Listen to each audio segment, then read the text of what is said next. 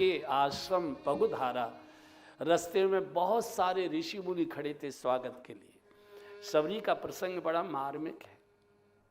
गत जन्म में ये एक राज परिवार की बहू थी। धार्मिक संस्कार जन्मों से आ रहे थे। संस्कार जन्मों से आते हैं और जन्मों तक जाते हैं। बड़ी धार्मिक थी। तो इनके महल के नीचे से एक मार्ग जाता था किसी मंदिर के लिए। कोई बहुत प्रसिद्ध मंदिर था। तो लोग कीर्तन करते, जय जयकार करते, फूल मालाओं को लेकर, हार लेकर और नाचते गाते जाते थे। अब ये बेचारी अपने महल की छत पर बैठकर देख के रोती थी।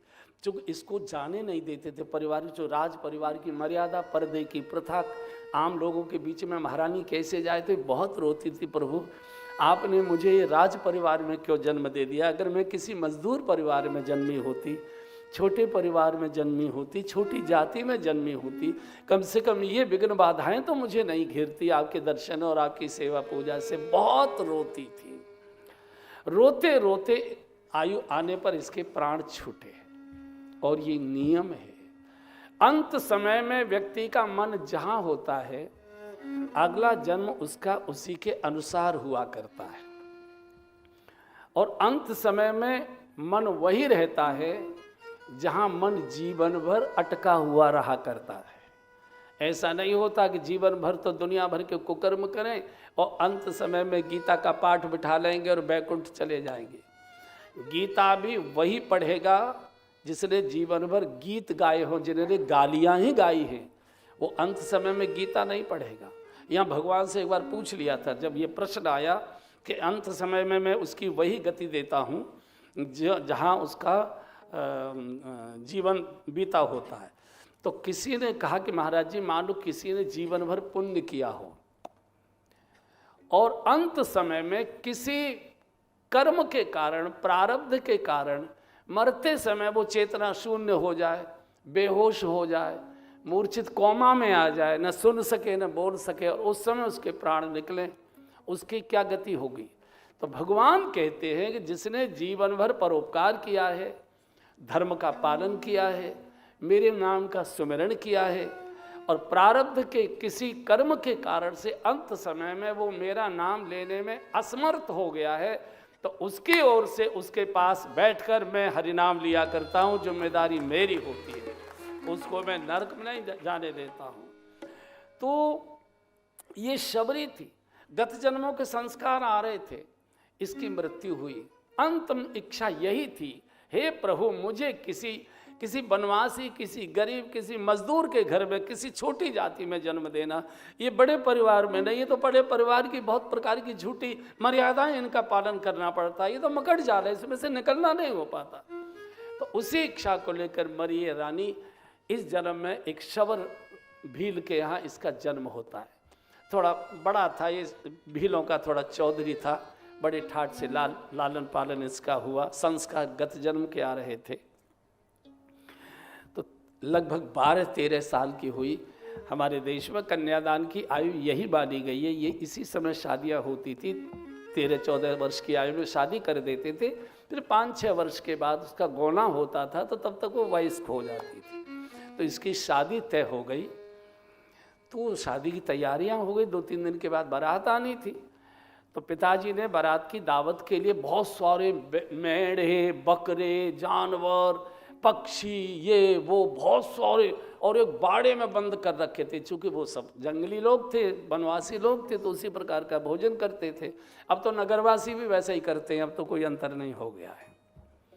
अब तो नगरवासी भी, उनको भी कोई ज़्यादा दिक्कत नहीं होती।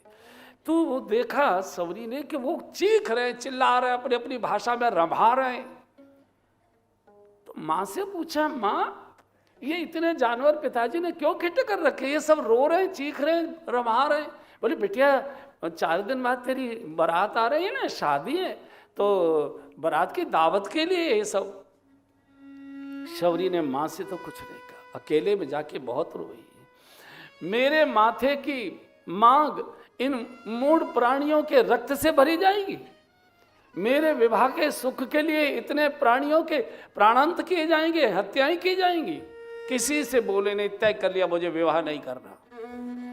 रात हुई और ये अकेली चुपचाप गई, बाड़ा खोल दिया इसे, सारे जानवर भागे और वहाँ से देखो पक्षियों में भी प्राण होते और पक्षियों में भी समझ होती है, पशुओं में भी समझ हुआ करती है। आपने देखा है आपके पैर पर भैंस पैर रख दे तो एकदम और जोर से दबा देती है, और गाय पैर रखती है तो गाय तुरंत पैर उठा देती है अपना, इतना पशुओं में भी इतनी समझदारी होती है। तो सारे के सारे पशुओं ने अपनी भाषा में आशीर्वाद दिया, बेटिया तूने हमारे बंधन खोले हैं, एक दिन भगवान तेरे बंधन खोलने आएंगे, आशीर्वाद देकर चले गए। और ये वहाँ से दौड़ी, रात में ही दौड़ते दौड़ते दौड़ते दौड़ते दौड़ते दौड़ते एकदम वनांचल क्षेत्र, पहाड़ी क्षेत्र, पंपा सरोवर के निकट पहुँच गई। संयोग से सुभाष जी बैठे, बाबूजी भी बैठे, ये दोनों महापुरुष हमको पंपा सरोवर ले गए थे, हमारी कथा थी। आज भी ऐसा लगता है कहीं ना कहीं से शबरी घूमते हुए आ जाएगी, बिल्कुल वैसा का वैसा, ये जैसे त्रेता में था बिल्कुल वैसा वही। कभी अवसर मिले तो उस क्षेत्र का दर्शन करने जाइए, आपको प्राचीन त्रेता युग दिखाई देगा। तो भागते भागते ये पंपा सरोवर के किनारे झाड़ियों में छुप गए। अब ये सोचती है, चारों ओर पंपा सरोवर के चारों ओर बड़े सिद्ध भजनानंदी महात्माओं की कुटियां बनी हुई थी, तो ये संतों का दूर से छुपकर दर्शन करती है और सोचती है कि ये संत मेरी प्रकट सेवा तो स्वीकार नहीं करेंगे, क्योंकि मैं नीच हूँ, अछूत हूँ, अस्पर्श हूँ, तो मेरे तो हाथ की कोई सेवा स्वीकार नहीं करेंगे, और मैं क्या सेवा कर सकती हूँ। इसने सोचा कि अंधेरे में ककरीला मार्ग है, गोखुरु है, कटीला मार्ग है, बूढ़े बूढ़े साधु नंगे पैर पंपा सरोवर स्नान करने आते, जो साधु सामान्यतया 3 बजे उठ जाया करते हैं और 3:30 पौने 4 पर शौचादि से निवृत्त होकर स्नान करते हैं। आज तक भी साधुओं की लगभग ये परंपरा चल रही है। तो ये ककरीले मार्ग पर बूढ़े बूढ़े साधु इनको कांटे चुभते होंगे, गोखुरु के कंकड़ चुभते होंगे, नुकीले चौधे, तो और तो कोई सेवा लेंगे नहीं, क्योंकि मैं अछूत हूँ, तो मैं इनकी बुहारी अगर लगा दिया करूँ तो कोई दिक्कत नहीं होगी, और झाड़ू से नहीं, झाड़ू से लगाऊंगे तो खुर्रू खुर्रू की आवाज़ होगी, इनकी किसी की निद्रा खुल सकती है, कोई देख सकता है। और सेवा छुपकर की जाती है। नाटक, जो नाटक होता है वो कैमरे पर होता है, दिखाकर होता है। सेवा जो की जाती है वो चोरी से छुपकर कोई देख न ले। वो जो हमको दुपट्टा उड़ाए जाते हैं ना, जो उड़ा रहा है वो नहीं खरीद के लाया, वो भी कमेटी नहीं खरीदा है, तो अभी बिना कैमरे के नहीं डालता है हमारे गले में, क्योंकि जो ये बिना दिखाए नहीं होता है। देखिए सेवा बहुत चुपचाप चोरी से की जाती है। तो साधुओं में चर्चा होने लगी कि मार्ग कैसे निष्कंटक हो गया, मार्ग कैसे साफ सुथरा रहने लगा, कोई कांटा नहीं लगता है। छुप गए। एक दिन संयोग से एक ऋषि जल्दी उठकर गए, तब ये बुहारी लगा रही थी। साधु ने दूर, कौन है खबरदार ये बुहारी लगाने वाला? खड़ी हो गई, बाबा मैं हूँ शबरी, भील परिवार की, एक भील की पुत्री हूँ मैं। तू लगाती है? अछूत, नीच, बहुत अपशब्द बोलने लगे, तूने सारा मार्ग हमारा अपवित्र कर दिया। इतनी जोर से चीख चीख कर बोले तो और भी साधु आए। उस समय स्नान का समय था। एक उनमें मतंग नाम के भी ऋषि थे, बूढ़े साधु थे। उन्होंने कहा, महात्माओं ये अपशब्द मत बोलो, ये अछूत नहीं है, ये पापिनी नहीं है, ये अपराधी नहीं है, ये पुण्यात्मा है। अरे संत तो जगत को निष्कंटक करते हैं, इसने संतों को निष्कंटक किया है, संतों के रास्ते के कांटों को हटाया है, इसको तो प्रणाम कर। अरे बाबा नहीं, ये तो इसने सारा, ये रोज इसमें से जल लेती है, अब छूत कहीं की अपवित्र कर दिया। अब सबरी कांप रही, ये कहीं श्राप न दे दे। मतंग ऋषि ने कहा, बेटी चिंता मत करो, आओ तुम मेरे साथ आओ, मेरे आश्रम में रहो।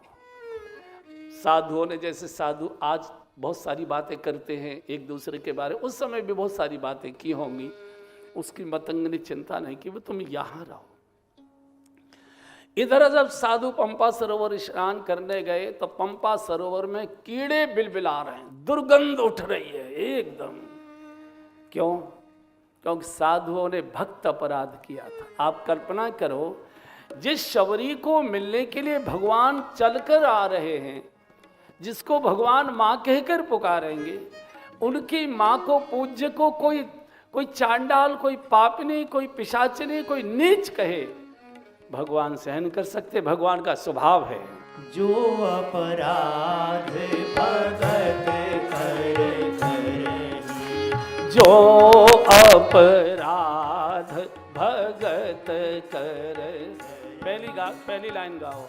सुन सुरेश रघुनाथ भगवान ने एक बार इंद्र को सावधान किया था, हे सुरेश रघुनाथ हाजी सुन सुरेश रघुनाथ सुभाव, निज अपराध रिसाई न काऊ, निज अपराध रिसाई न काऊ। लेकिन जो अपराध भगत कर करही, जो अपराध भगत कर करही, राम रोष पावक सोच रही, राम रोष पावक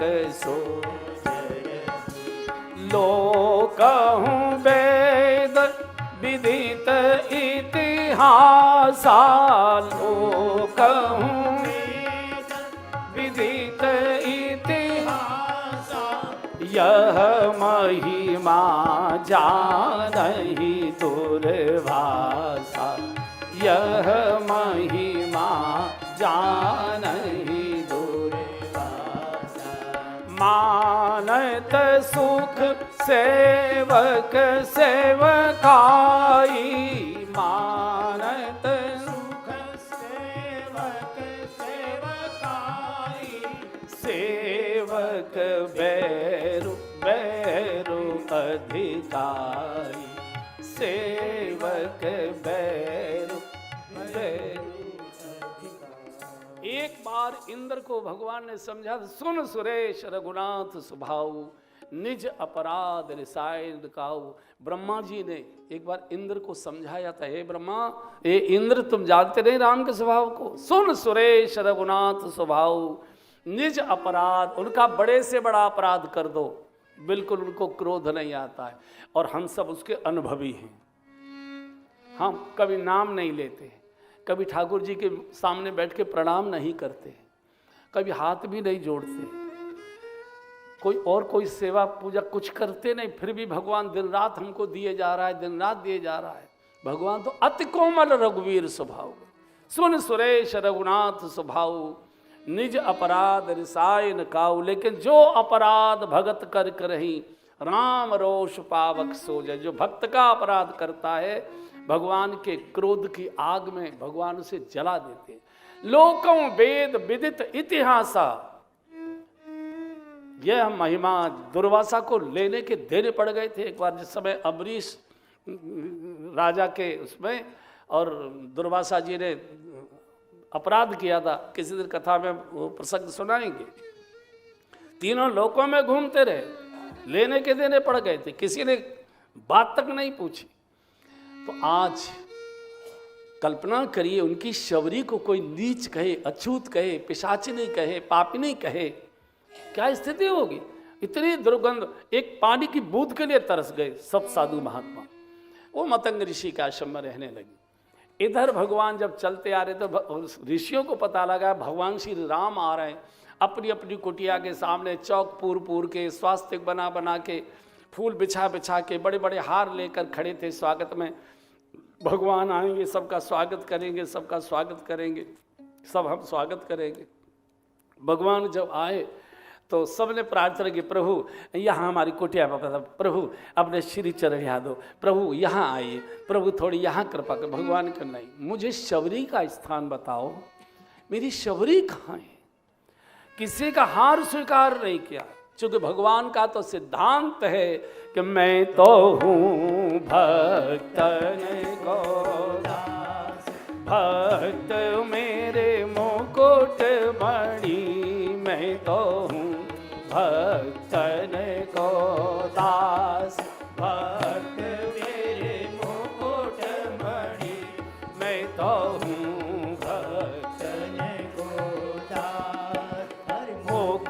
भजे भजू मैं उनको हूँ दासन को दास। मोहू भजे भजू ये कीर्तन की ताली ये हमारे बाप के ताले को खोलती है। भजे भजू मैं हूँ दासन को दास। सेवा करें करूं मैं सेवा हो सच्चा विश्वास। यही तो मेरे मन में टली मैं तो हूँ भक्तन को दास। भक्त मेरे मुकुट मणि मैं तो हूँ भक्तन को दास। पग चापूं और सेज बिछाऊं नौकर बनूं हजाम। पग चापूं और सेज बिछाऊं नौकर बनूं हजार। हाँ जी पग चापूं और सेज बिछाऊं नौकर बनूं हजाम। पग चापूं और सेज बिछाऊं नौकर बनूं हजार। हाँकूं बैल बनूं गढ़वारो बिन तनु खारथ भान। अलख की लखता बली मैं तो हूँ संतन को दास। भक्त मेरे मुकुट मणि मैं तो हूँ भक्तन को दास। अपनो पर्ण विसार भक्त को पूरो पर्ण निभाऊं। अपनो पर्ण विसार भक्त को पूरो पर्ण निभाऊं। आजी अपनो पर्ण विसार भक्त को पूरो पर्ण निभाऊं। अपनो पर्ण विसार भक्त को पूरो पर्ण निभाऊं। साधु याचक बनो कहे तो बेक तो बिकी जाऊं। और का कहूँ धनी मैं तो हूँ भक्तन को दास। भक्त मेरे मुकुट मणि मैं तो हूँ भक्तन को दास। अहम भक्त पराधीन है। मैं तो भक्तों के अधीन हूँ। मैं तो उनकी सेवा करता हूँ। मुझे शबरी के रास्ता बताओ। शबरी कहाँ रहती? साहब किसी साधु की ओर उन्होंने देखा नहीं। तुमने जो तुम्हारे मार्ग को निष्कंटक करे तुमने उसे नीच पापनी दुष्टा कहकर मैं तुम्हारी शकल भी नहीं। तो किसी के कहने से रुके नहीं। मालाएं धरी की धरी रह गई। सब देखते देखते रह गए। इधर क्या लीला होती है। कुछ दिन पहले मतंग ऋषि ने शबरी जी को बुलाया था अपने पास। कहा बिटिया हमारी तो जीवन यात्रा पूरी हो चुकी है। आज कल में हमारा शरीर छूट जाएगा। ऐसा करना तुम यही रहना इस कुटिया में। भगवान के नाम का जप करना। मैं तुझे आशीर्वाद देकर जा रहा हूं। एक दिन स्वयं भगवान राम चलकर तुझे दर्शन देने तेरे द्वार पर आएंगे। तो शबरी ने कहा बाबा मैं तो जानती नहीं राम कैसे होते। मैं कैसे पहचानूं कि जो आए हैं वो राम हैं। बूढ़े साधु ने कहा बिटिया तेरे द्वार पर पहली बार पुरुष वेश में जो आकर कुंडी खटखटाए समझना राम ही आए हैं। राम के अलावा कोई आएगा नहीं। राम ही आएगा। ये नहीं पूछा बाबा कब आएंगे। ये नहीं पूछा। गुरुदेव ने कहा है साधु ने कहा है साधु की वाणी गुरु की वाणी असत्य नहीं होती। देखो अगर लोभ के कारण भी किसी गुरु ने कह दिया है कि तुम्हारा ये काम हो जाएगा तो वो काम निश्चित होगा। हाँ साधु ने अपनी भगवान के विरुद्ध का दुरुपयोग किया है तो अगले जन्म में भगवान उसे साधु वेश नहीं देगा ये तय है। लेकिन उस गलत साधु की भी बात पूरी होगी। ये नियम है।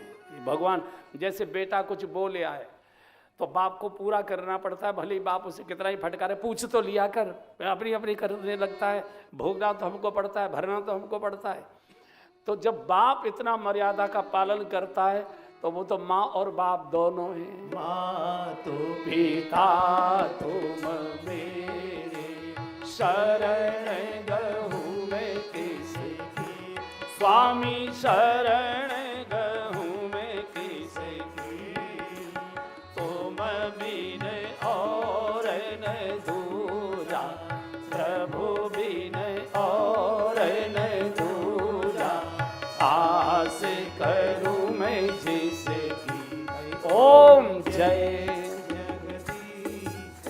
मतंग ऋषि ने, बूढ़े साधु ने मरते समय बिटिया के सिर पर हाथ रख दे, बेटी हम जा रहे हैं, प्रारब्ध पूरा हो रहा है, कुटिया के बाहर जाने की आवश्यकता नहीं, जल तेरे पास है, यही पंपा सरोवर का, कंदमूल फल तेरे आश्रम में है, कहीं निकल कर मत जाना, तो राम मंत्र का जप करना, हरे राम राम राम हरे हरे, हरे कृष्णा कृष्णा कृष्णा हरे हरे, ये जप करना। मैं तुझे आशीर्वाद देकर जा रहा हूँ, एक दिन स्वयं भगवान श्री राम तेरे द्वार की कुंडी आकर खटखटाएंगे। ये नहीं पूछा कब आएंगे, गुरु ने कहा है तो जरूर आएंगे, विश्वास कर लिया, भरोसा कर। और ये शबरी जिस समय आई थी मतंग ऋषि की शरण में, उस समय 13.5 वर्ष की थी, 14 भी पूरे नहीं होते उस समय, छोटी आयु में 13-13.5 साल की उम्र में शादियां हुआ करती थी, इसीलिए उसका नाम कन्यादान रखा गया है, कन्या उसी समय तक होती है। ये 13-13.5 साल की लड़की प्रतीक्षा करते करते करते करते 83 साल की हो गई, बूढ़ी हो गई, झुर्रियाँ पड़ गई शरीर पर, बाल सफ़ेद हो गए, कमर झुक गई, घुटने टिक गए, लेकिन इस भरोसे से कि गुरुदेव ने कहा है, गुरु की वाणी असत्य नहीं होती, आएंगे आएंगे आएंगे आएंगे, इस भरोसे में शबरी भगवान के नाम का सुमिरन करती रहती है, दरवाजे की ओर टकटकी लगाकर देखते रहते कब आएंगे। और आज जब राम आ रहे थे तो लोग जय जयकार कर रहे थे, लोग जय जयकार कर रहे थे, इतने में गुरुजी ने आकाशवाणी करी, शबरी देख तेरे द्वार पर राम आ रहे हैं, और ये उसी को गाने लगी, राम आएंगे आएंगे राम आएंगे, राम आएंगे आएंगे राम आएंगे, मेरी झोंपड़ी के भाग आज खुल जाएंगे, राम आएंगे, मेरी झोंपड़ी के भाग आज खुल जाएंगे, राम आइए, राम आएंगे आएंगे राम आएंगे, राम आएंगे आएंगे राम आएंगे, ओ मेरी झोंपड़ी के भाग आज खुल जाएंगे, राम आएंगे, मेरी झोंपड़ी के भाग आज खुल जाएंगे राम आएंगे, ओ राम आएंगे, मैं अंगना बहारूंगी, राम आएंगे, मैं अंगना बहारूंगी, दीप जला के दिवाली में मनाऊंगी, दीप जला के दिवाली में मनाऊंगी, ओ मेरे जन्मों के सारे पाप धुल जाएंगे, राम आएंगे, मेरे जन्मों के सारे पाप धुल जाएंगे, राम आएंगे, राम आएंगे आएंगे राम आएंगे, राम आएंगे आएंगे राम आएंगे, ओ मेरी झोंपड़ी के भाग आज खुल जाएंगे, राम आएंगे, मेरी झोंपड़ी के भाग आज खुल जाएंगे राम आएंगे, ओ राम झूलेंगे मैं फल ना झूलाऊंगी, ओ राम झूलेंगे मैं फल ना झूलाऊंगी, ओ मीठे मीठे मीठे भजन सुनाऊंगी, ओ मीठे मीठे मीठे भजन सुनाऊंगी, ओ मेरी जिंदगी के सारे पाप मिट जाएंगे, राम आएंगे, मेरी जिंदगी के सारे दुख मिट जाएंगे, राम आएंगे, राम आएंगे आएंगे राम आएंगे, राम आएंगे आएंगे राम आएंगे, ओ मेरी झोंपड़ी के भाग आज खुल जाएंगे राम आएंगे, मेरी झोंपड़ी के भाग आज खुल जाएंगे राम आएंगे, ओ हरे रामा रामा रामा रामा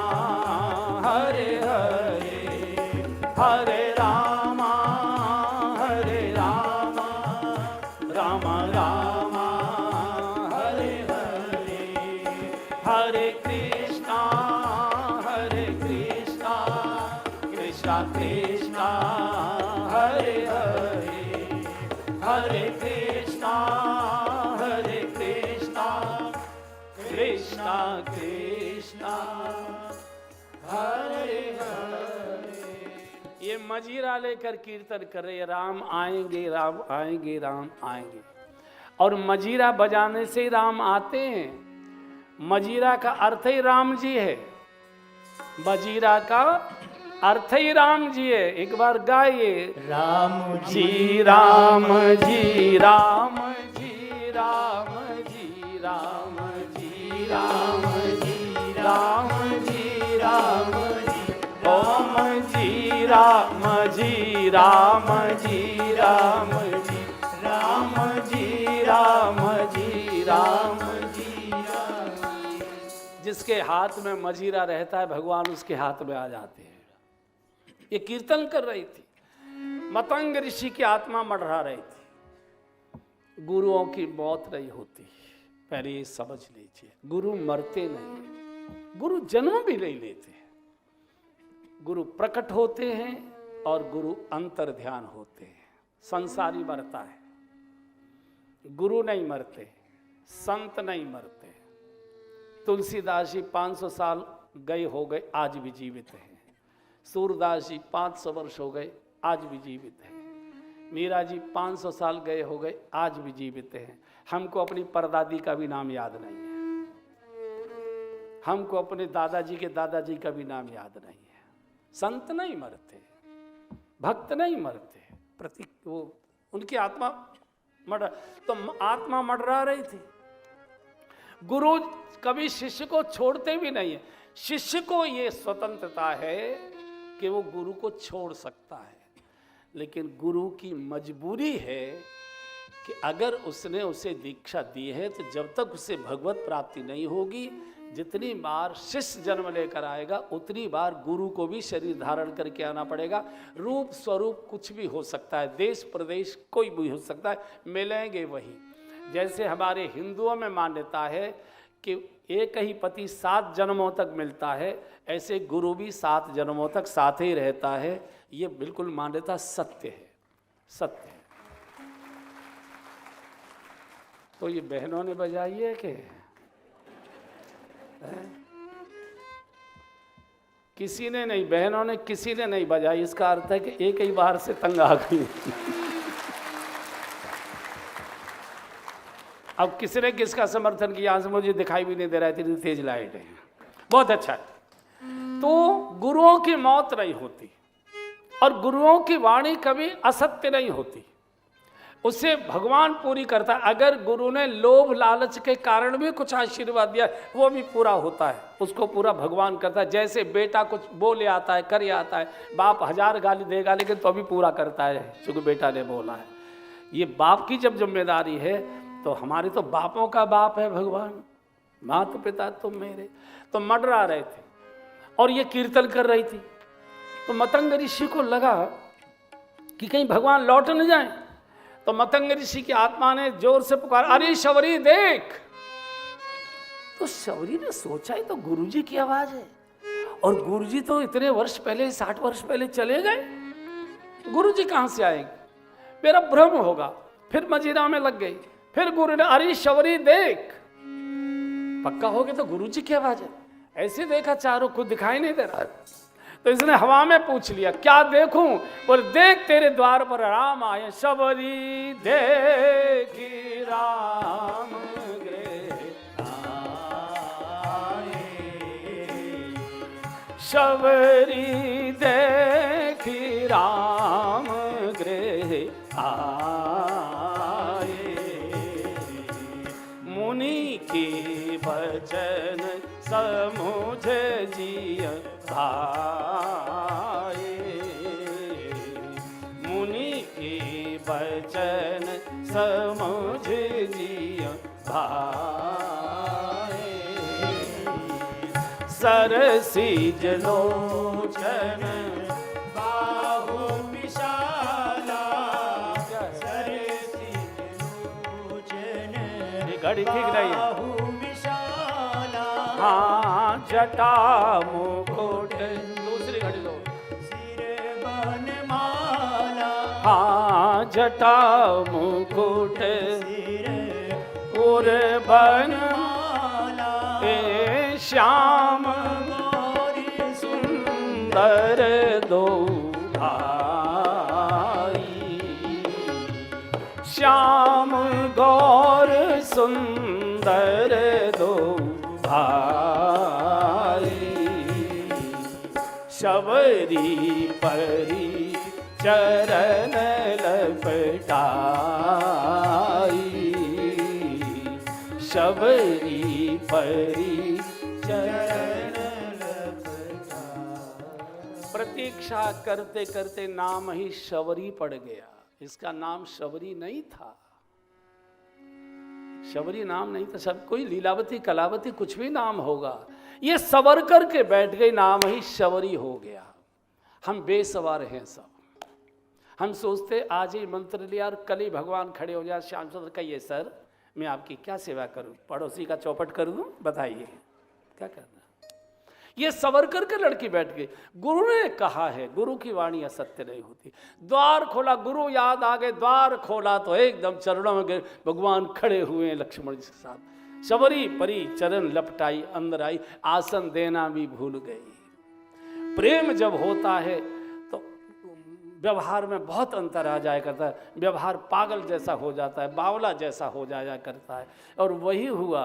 और कंद मूल फल सुरस अति, और दिए राम कहुआन, प्रेम सहित प्रभु खाए,